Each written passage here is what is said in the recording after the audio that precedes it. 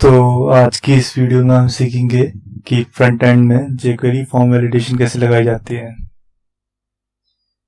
तो जैसे कि आप सब देख सकते हो कि यहाँ सामने एक सिंपल फॉर्म है जिसमें कुछ फील्ड्स हैं जैसे email, password, address, city, state, zip and term and condition.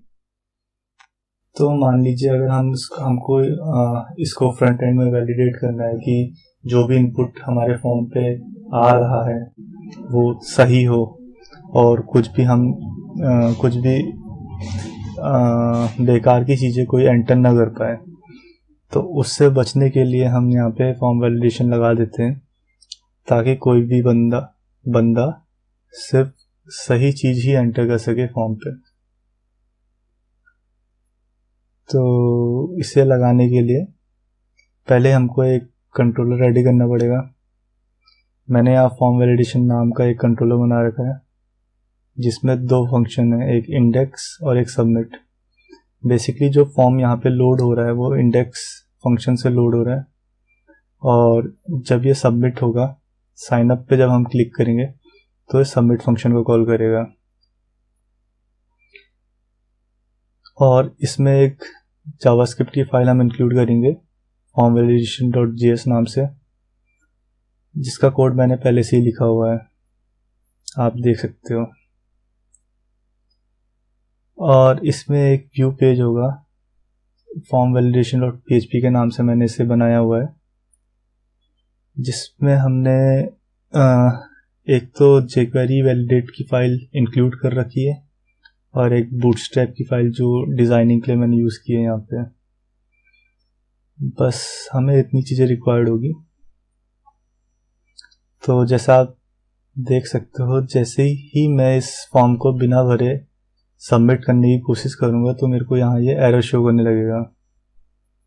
जैसे जो जो फील्ड रिक्वायर्ड हैं सभी में रिक्वायर्ड की वैलिडेशन हमको शो होने लगेगी, और अगर हम यहाँ पे कुछ चीज़ एंटर करते हैं तो ये चीज़ें हट जाएगी।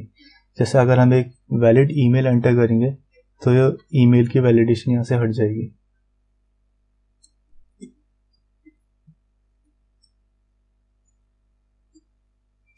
देखिए जैसे यहाँ पे से हट गई, वैसे ही अगर हम पासवर्ड फील्ड को ब्लैंक ना छोड़ के कुछ इनपुट करेंगे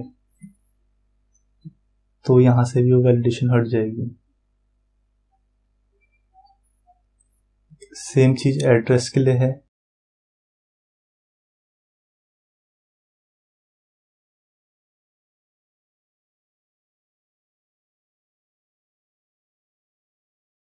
और सेम चीज़ सिटी के लिए भी है।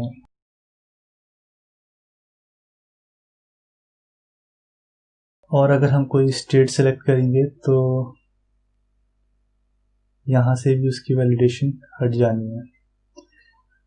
जिप कोड में दो वैलिडेशन लगी, मल्टीपल वैलिडेशन लगी है। जैसे कि हम सिर्फ न्यूमेरिक वैल्यू एंटर कर सकते हैं, अगर हम उसको छोड़ के कोई भी एंटर करेंगे तो हमको वैलिडेशन शो होगी, please enter a valid number.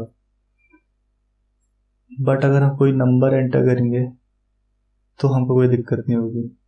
But अगर हम 4 करेक्टर से कम कोई डिजिट एंटर करते हैं तो उस पर हमको जो वैलिडेशन लगी है कि हमें मिनिमम 4 करेक्टर रिक्वायर्ड है, तो उसकी वैलिडेशन शो होने लग जाएगी। और यहाँ पे टर्म एंड कंडीशन, मान लीजिए अगर हमारे पेज में टर्म एंड कंडीशन की कोई पेज पड़ा हुआ है, जैसे term and condition and privacy policy का, तो उसको चेक किए बिना अगर कोई सबमिट करता है फॉर्म तो वो कर नहीं पाएगा। तो उसके लिए हम ये वैलिडेशन यूज करते हैं। और अभी कोई फॉर्म बंदा सबमिट करता है तो क्योंकि सारे फील्ड्स की वैलिडेशन पास हो चुकी है, यहाँ पे कोई भी इनवैलिड इनपुट नहीं है अभी के लिए, तो अभी कोई सबमिट करेगा फॉर्म तो बिना किसी दिक्कत के सबमिट कर जाएगा। जैसे कि आप ये देख सकते हैं कि हमारा फॉर्म सबमिट हो चुका है और हमें वो डेटा बैकएंड पे मिल चुका है। इसको अब हम आगे जाके डेटाबेस में भी से स्टोर करा सकते हैं।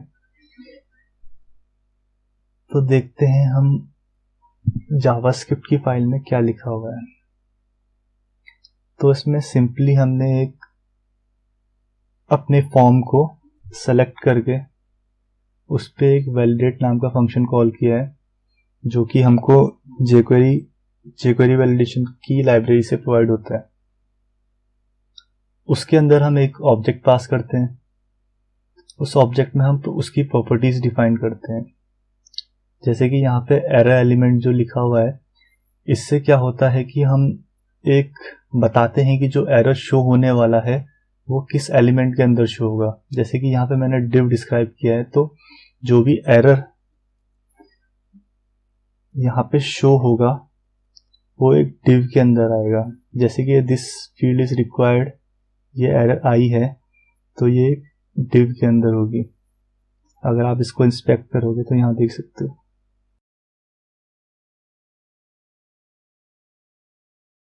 ऐसे ही एरर क्लास जो प्रॉपर्टी यहाँ पे डिफाइंड है, वो उस जो भी एलिमेंट होता है उसमें क्लास ऐड कर देती है। जैसे यहाँ पे ERR करके मैंने एक क्लास डिफाइन की है, तो जो भी वो कंटेनर होगा या एलिमेंट होगा उस पे ये क्लास इंक्लूड हो जाएगी।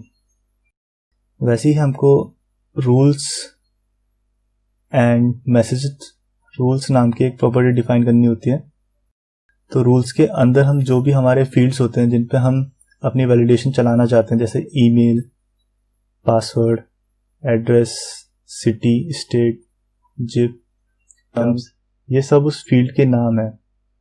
जैसे आप यहाँ पे इंस्पेक्ट करोगे तो यहाँ पे आप देखोगे इस इनपुट फील्ड का नाम एड्रेस है, एड्रेस टू। वैसे ही अगर आप ईमेल को इंस्पेक्ट करते हो तो यहाँ पे आपको उसका नाम ईमेल दिखेगा। तो सिंपली हमको उन इनपुट फील्ड के नाम यहाँ पे एंटर करने होते हैं और उसके आगे उसको ट्रू करके उस पे हम रिक्वायर्ड की वैलिडेशन या मान लीजिए नंबर की लगानी है, मैक्स लेंथ की लगानी है, तो ऐसे करके हम उसको ऐड कर सकते हैं। तो यहाँ पे एक प्रॉपर्टी मैंने और डिफाइन कर रखी है एरर प्लेसमेंट नाम से। तो ये एरर प्लेसमेंट प्रॉपर्टी करती क्या है, ये एक फंक्शन होता है जिसके अंदर दो पैरामीटर्स होते हैं, एरर और एलिमेंट। तो बेसिकली इस फंक्शन के जरिए हम जो भी एरर अकर होती है उसको हम एक जगह पे प्लेस कर सकते हैं। जैसे मान लीजिए अगर मैं इस कोड को कमेंट कर देता हूँ, तो जो मैंने यहाँ पे टर्म एंड कंडीशन पे कोड लगा रखा है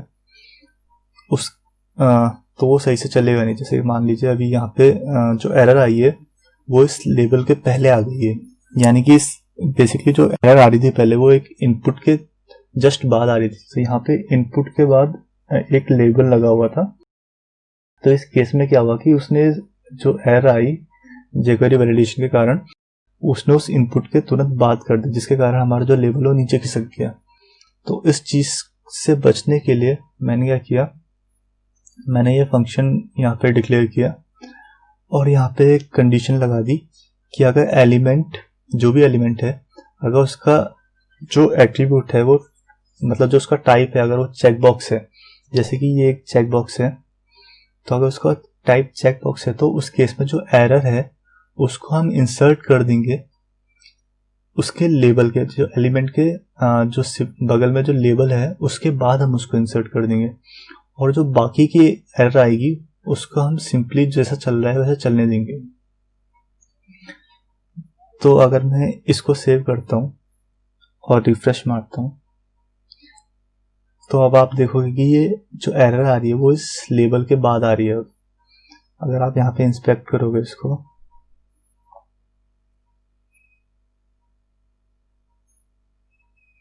यहाँ पे अगर आप इसको इंस्पेक्ट करोगे तो यहाँ नीचे देखोगे ये हमारा लेबल है टर्म एंड कंडीशन का, और ये जो एरर है इसके बाद प्लेस हुई है, जो कि पहले नहीं हो रहा था।